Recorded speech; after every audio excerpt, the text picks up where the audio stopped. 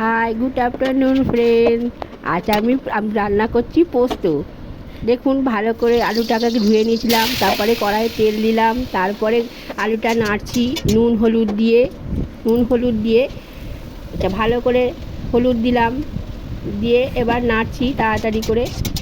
হ্যাঁ, দেখুন, একটু নাড়ছি, একটু লাল লাল করে ভাজবো, লাল লাল করে ভাজছি। দেখুন দেখুন লাল লাল করে ভাজা হয়ে গেছে।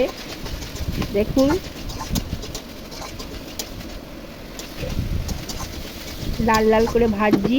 তারপর এবার আমি জল দিয়ে করেছিলাম। দেখুন 15 মিনিট রাখার পর দেখুন আলুগুলো অনেকটাই সেদ্ধ হয়ে গেছে। এবার আমি পোস্ত বাটছি, বেটে পোস্তটা এবার আমি দেবো।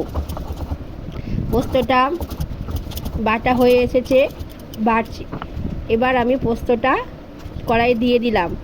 এবার এটা শিলটা ধুয়ে এবার আমি সেই জলটা আমি দিয়ে দিলাম। এবার আমি নাড়ব। এরপর এবার আমি লঙ্কাটা দেবো। লঙ্কাটা লাস্টে দিলে খুব সুন্দর স্বাদ হয়। এবার আমি ভালো করে মিশিয়ে নিলাম, নিয়ে এবার একটুখানি 10 মিনিট ফোটাবো।